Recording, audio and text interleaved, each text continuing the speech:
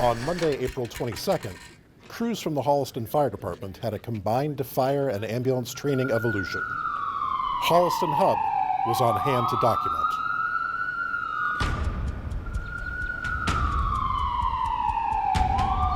So the A1 crew missed the ALS request on the initial alert, and the duty officer picked up on it, and they requested rescue now.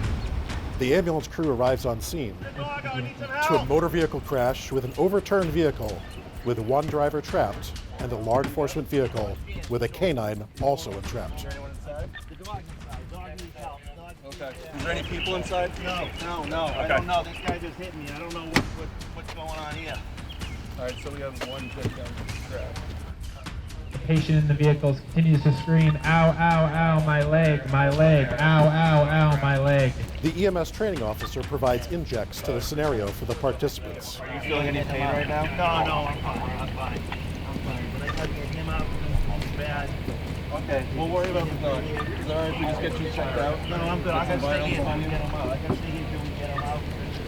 I understand. We're going to get your dog out. But we just need to make sure that you're okay. A canine handler has a special bond with their partner and will be reluctant to be checked out by EMS personnel.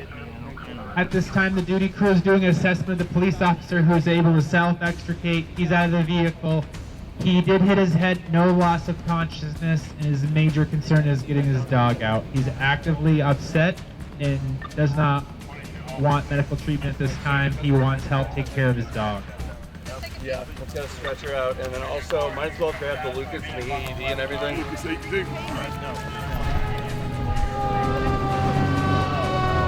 Engine 4 arrives on scene, having been dispatched to a report of a vehicle with entrapment in the west end of town.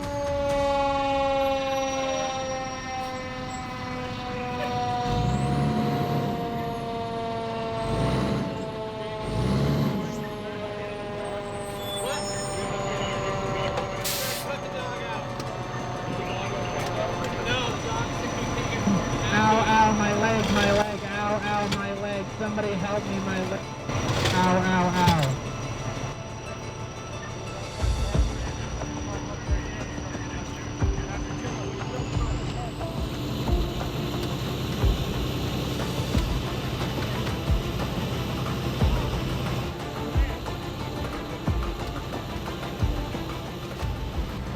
Engine 4 personnel prepare to extricate the canine in the simulated cruiser, while ambulance personnel not involved in the response look on.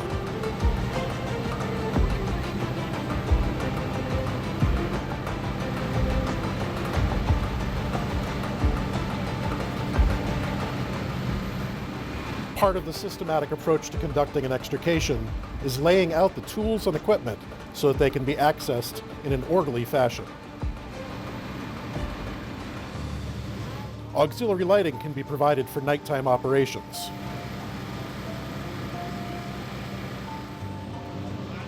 Prior to using hydraulic extrication tools, personnel will first attempt to gain access to a patient using hand tools.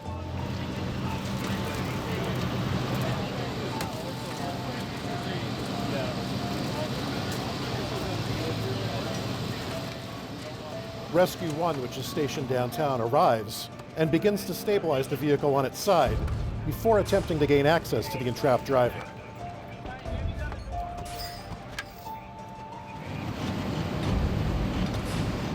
In addition to the wooden cribbing, rescue personnel also use struts to minimize the risk of the vehicle tipping over while crews are working. Members of the rescue squad are shown using a specialized saw to remove the windshield in one piece.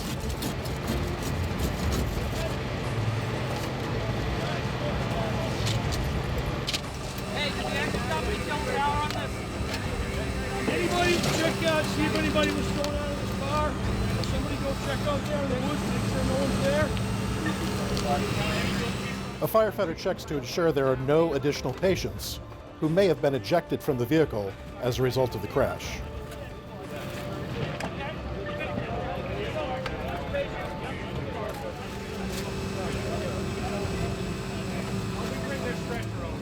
Paramedics from the Medway Fire Department have arrived and are prepared to provide advanced life support intercept services to the driver of the overturned vehicle.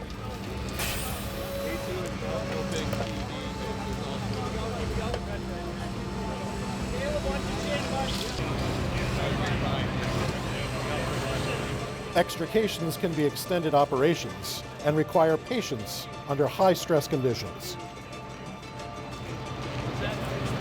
The patient's been screaming the whole time, and just now he stopped screaming. You look in and he's gone unconscious. You can't reach him. The ALS provider asks if the patient has a pulse, but they cannot reach the patient quite yet. He was screaming at the top of his lungs, ow, ow, my leg, swear words, my leg, and now he is gone unconscious. The EMS training officer continues to provide injects for crews operating at the scene with updates to patient conditions.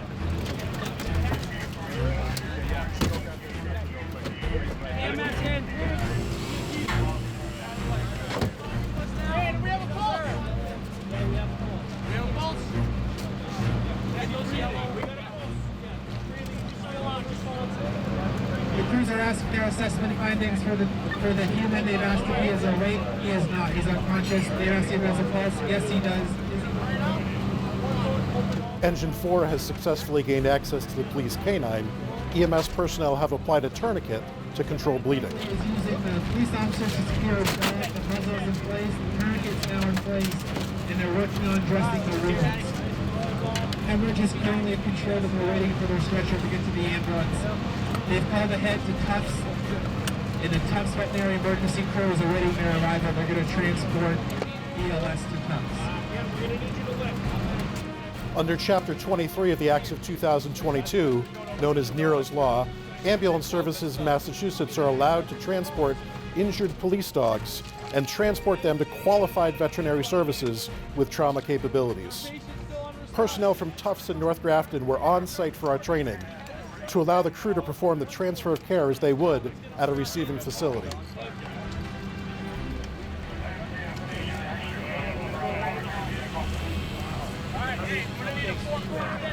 Emergency procedures, ALS and BLS for patient care. They're going to take the patient to their ambulance and then transition to the helipad for patient care. Simultaneously, the canine is being put in the Medway ambulance to be transported BLS